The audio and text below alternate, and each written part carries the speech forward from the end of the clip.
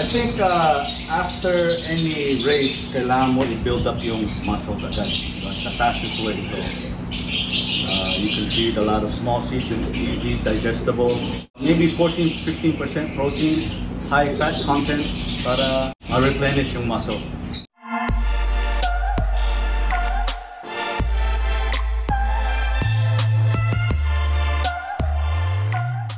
So pagdating naman sir sa ano, siyempre yung mga sinasabi niya, malaki yung radius na nung sa club sa San Francisco na nilalaban nila. Compared dito sa atin, normally kasi dito sa atin sa Philippine setting, ang radius lang ng isang club, 25 kilometers lang, di ba?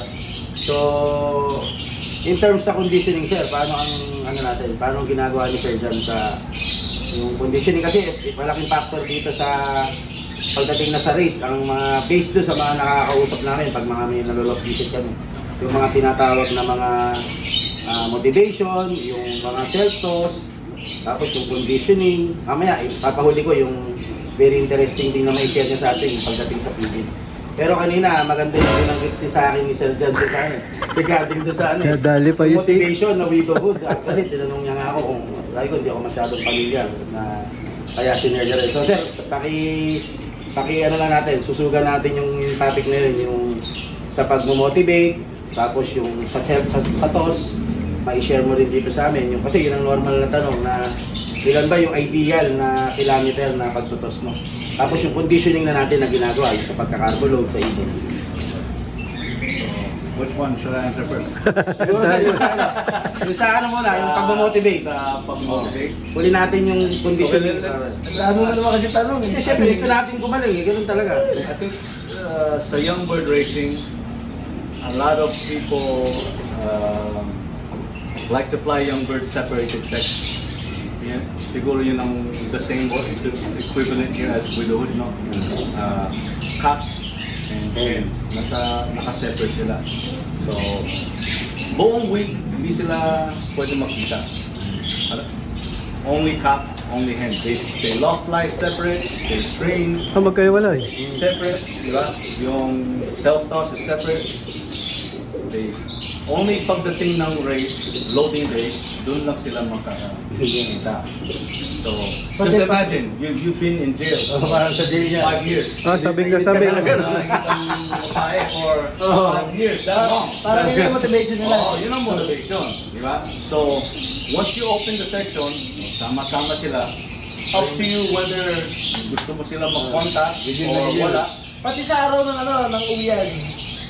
Sa araw ng uyan, you leave them maybe 1 or 2 hours. Depende sa how hard yung race. Kapag medyo durugan, bigyan mo sila ng konting more time to relax. Pero kung mabilisan, 30 minutes, okay, that's it. Yun ang motivation. Ngayon, of course, we all know yung motivation na nakaupo na slow or may sinusubuan ng inakay, motivation din yun. Kadalasan in the States when we're flying numbers, separate. Yung motivation sa binanggit ko sa akin kanina, yung motivation na different dun sa cock sa kasahin. Di ba yung sabi ko, yung widowhood ng cock, widowhood ng hen. Yung widowhood naman, the true widowhood is overt racing. So, papares mo yung cock and hen, magre-race sila ng 1 round, i-itlog yung babae, right? Then one day, dadalhin mo yung cock mag-train. Pagbalik nila, wala na yung inakay, wala na yung babae, wala din yung ugad. Yun, widowhood na yun. So, pag loading day, papalito mo yung babae. Yun ang motivation. Yun ang widowhood. Total widowhood is you pick 1 cock or hen. You could do that with a cock or hen. Kung double widowhood, ibig sabihin, both are flying. Ayan, mga kampanista, nabigyan tayo ng idea ni Sir Johnson, no? Yung sistema nila, sistema niya, particular, pagdating sa pag-widowhood. Ngayon naman, sir, pakishare naman yung natin, yung tinanong ko kanina sa conditioning. Paano ba yung pagka-carbo load, yung parang 1 week before the derby. Ay, hindi, bago pala yan, yung ano natin, yung toss. Yung ideal pala na toss. Ano ba yung mamomotive, ma-develop natin? Doon sinatawag natin na mga self-toss. At ilang kilometrahe pa mag-toss si Sir Janso. Di ba? Ako, pagsimula na ako ng toss, Masisante ka sa mga tanong eh. dire-diretso na yan, wala nang lock light. Hindi na ako nag-lock light kapag nag-toss na ako. Pahinga. So my very first toss, let's say 2 km, that's 2 or 3 kilometers. Hindi na ako nag-lock light. So, panay toss na yun. Yung simula ng young bird mo, yung bago magsimula yung race ng training, Yeah. self-training na yan, wala nang talagang... Wala nang lock light. Kasi yung gusto ko ingrain doon sa isip nila, paglabas nila ng basket, go home. Kumbaga hindi nalilituhin yung utak nila. Yun, nakakuha tayo ng tip, mga kalapatids. Yung homing ang dinidevelop, yung homing. And normally I train 4 times a day. I mean, 4 times a week. 100 kilometer, 100 kilometer, 100 kilometer, 130 kilometer. Layo. Loading day, then race. So, after race, pahinga. Nasa load lang sila. So that's 7, right?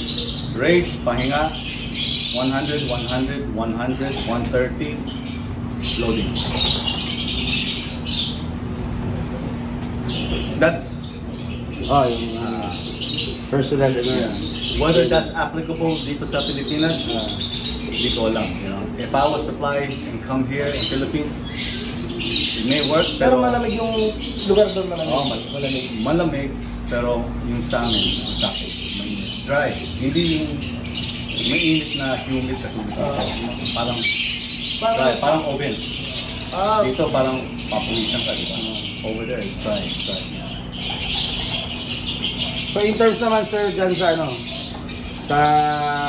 yung actual na preparation natin sa ibon, conditioning, sa carbo load, mga 1 week before, paano natin. Tapos after that, syempre mahalaga din yung tinatawag natin na recover, pag-recover sa ibon.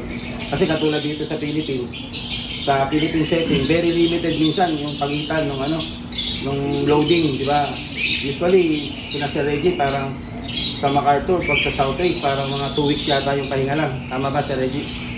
10 days. O 10 days lang. So, kailangan, doon nagkakatalo minsan yung dumating yung ibon galing sa top light. So, paano natin, anong ideal na paano ba pwede natin yung pag-recover na mabilis? Bukod doon, Sir, yung sa conditioning muna natin, bago siya lipad. I think after any race, kailangan mo i-build up yung muscles agad. That's the fastest way. So, you can feed a lot of small seeds and easy, digestible. Hindi masyado stress. Yeah, maybe 14-15% protein, high fat content para ma-replenish yung muscle. Then the next day, bibigyan mo sila ng light food para i-hold mo lang yung condition nila. Ayaw mo sila mag-peak agad. So, and then yung feeding doon is gradual until loading day. Pero I think the nutrition is very important sa racing. Kahit saan kang lumipad, Spain, Europe, USA, Philippines, Africa, Mexico, yung importante is nutrition. So kanina nabanggit din ni Sir mga kamplinista, maganda rin nakuha natin kasi sa taping sa kanila sa race, may bawat particular na ginagamit sila pagdating sa feeds, dito sa atin sa Philippines, siyempre pag pinag-usapan yung feeds ng pigeon, ang lang talaga is yung flyer mix, breeder mix. So kanina na ni Sir, kasi nga may mga question tayo minsan na may mga ibon tayo na parang talagang ito lang yung pang mabilis siya pag first, second lap, third lap, fourth lap. So pagdating ng mga ilang lap, hanggang dun lang. So basic experience, hanggang dun lang talaga. So yun nga, napag-usapan natin kanina Sir, pakishare naman doon sa mga viewers natin yung idea ba, kasi sabi mo kanina yung mga magagaling na ibon available na rito sa atin, So parang ang nakikita natin na pwede siguro parang missing link is yung pagdating sa nutrition sa feeds, na maaring mas meron pa tayong maipalabas na maximum, ma-maximize natin o mapalabas natin yung maximum potential ng ibon na talagang hindi lang siya first lap, second lap, third lap, fourth lap hanggang matapos talaga yung race na consistent talaga yung lipad ng ibon.